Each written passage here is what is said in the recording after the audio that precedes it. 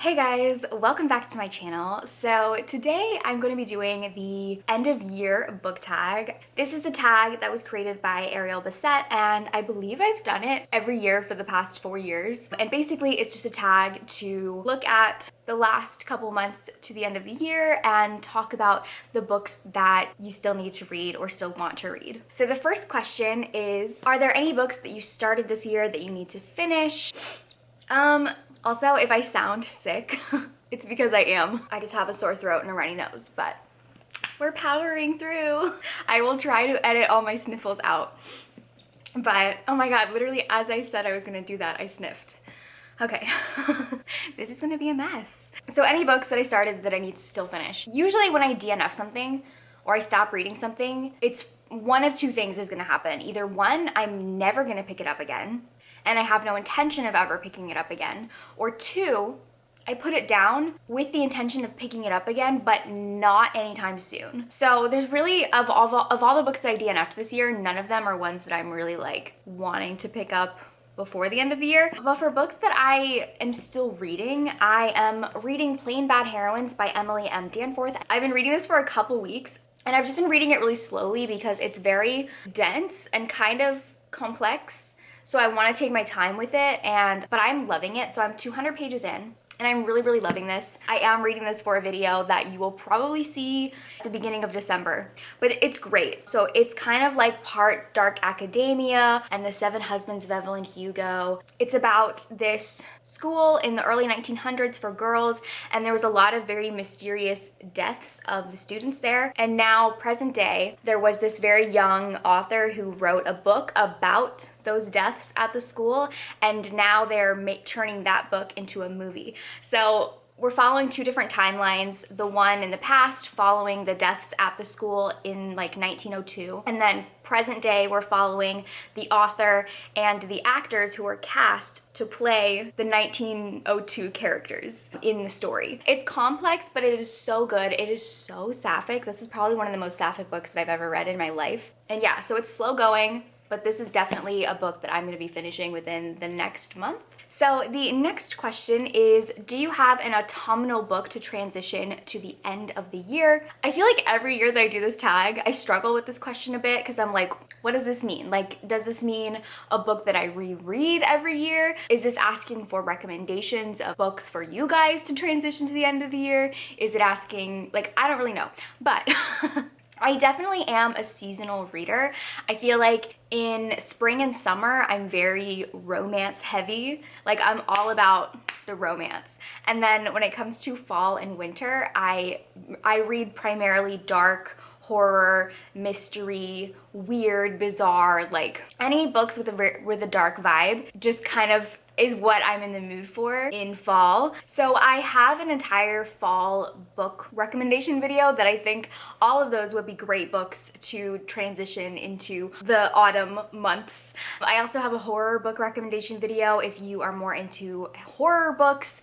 Those are all great. If I'm specifically recommending things, anything with like a mystery vibe, I feel like really feels fall to me. So like the Veronica Speedwell series, I feel like that is like the perfect transitional series. Recently, I read The Strange Case of the Alchemist's Daughter by Theodora Goss, which is also a Victorian mystery that takes a lot of characters and influence from classic Gothic literature. And that I think is another perfect like transitional book. I think that was the first book I read in October, and it just like perfectly set the mood for me. So the next question is there a new release that you're still waiting for? So I'm actually going to open up my Goodreads because there's nothing that's like at the top of my mind. I feel like when we're hitting the end of the year, like November and December specifically, it's a very quiet publishing month. Although a lot of books have been getting pushed back this year, so there might be a bunch that are coming out like in November and December that were supposed to be published a couple months ago. So let's see. Okay, so the books left on my 2020 like most anticipated shelf are These Violent Delights by Chloe Gong. Oh, hello. Good morning. Did you just wake up? He heard me talking, so he got out of bed. So These Violent Delights by Chloe Gong, which I know is a YA fantasy Romeo and Juliet retelling set in 1920s Shanghai with rival gangs and a monster. Sounds amazing. I'm so excited for it. I haven't been like super excited about YA fantasy this year, but this one sounds amazing. Ruin Song by Julia Ember, which, let's see what this is about. It says it's a dark and lush queer romantic fantasy about two young women from rival factions who must work together to reunite their country as they wrestle with their feelings for each other. I'm always here for a good sapphic fantasy. Then we have A Curse of Roses by Diana Pinguicha, and this is also, I think, a sapphic fantasy based on a Portuguese legend. So yeah, excited for that. Then, ooh, what is this? I don't know what you are. The Lady Upstairs by Hallie Sutton. Okay, this was on my shelf, but I do not remember putting it there. But listen to this, okay. It says, a modern day noir featuring a twisty cat and mouse chase. This dark debut thriller tells the story of a woman who makes a living taking down terrible men. Oh my god, and it's sapphic? Okay, I might need to pre-order this. Wow. I do not remember putting this on my shelf. Now I'm trying to figure out if I can fit this into my TBR for the end of the year. I think I'm gonna pre-order it. And then the last one on my list is Written in Stars by Alexandria Bellafleur. It says it's Bridget Jones meets Pride and Prejudice, and it is a sapphic adult rom-com romance. It's about a free-spirited social media astrologer who agrees to a fake relationship with an uptight actuary until New Year's Eve. So sapphic, fake dating, sounds amazing. So the next question is, what are 3 books that you want to read before the end of the year? So if you've seen my November TBR, that is like what the books that I'm so excited for and that I will definitely be reading before the end of the year. But some additional ones to that I would really like to get to are Ninth House by Leigh Bardugo. I'm pretty sure I put this on my end of the year tag last year because I meant to read it around this time last year, but I didn't get to it. So I would like to make that happen because people keep telling me to read it and asking me if I've read it, and I keep saying no. I would also really like to read Black Sun by Rebecca Roanhorse because I love her Trail of Lightning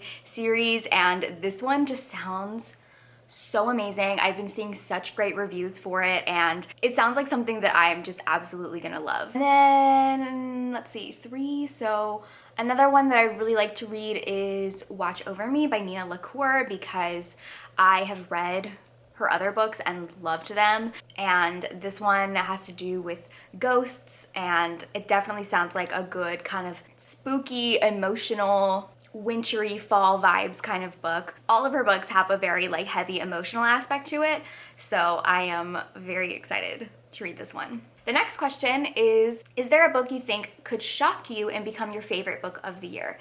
So I mentioned in my November TBR that all of the books for that TBR I feel like could be 5 stars. I have a really great selection of books for this month. So like, I think that entire TBR could be potential favorites. I definitely think that Plain Bad Heroines is going to be a favorite.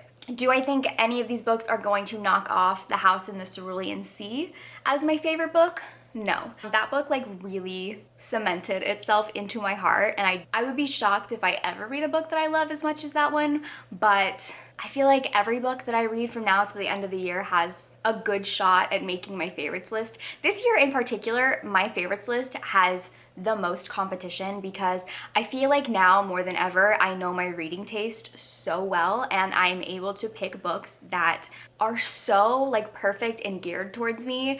The amount of just incredible 5-star books that I've read this year is insane, and I'm really gonna struggle making my favorites list at the end of the year. So I'm kind of playing with the idea of doing my end of the year favorites books video a little bit different.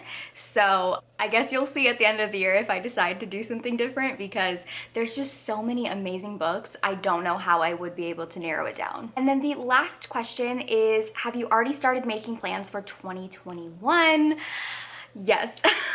I plan my videos out about like 3 to 4 months in advance. So I already know what I'm doing in January and February and some of the books that I'm gonna be reading. I think I've mentioned this before, I'm really into structured chaos. Like that is how I live my life. I need some sort of structure and plan, but then the ability to improvise within that structure. So I plan my videos out far in advance, but then I like being able to change up the books I read or change up when I'm filming or when I'm reading or all that stuff, but have some sort of guideline. I need some kind of structure or else I'm never gonna get anything done, but then I also need the ability to move around within that structure because I don't really love rules.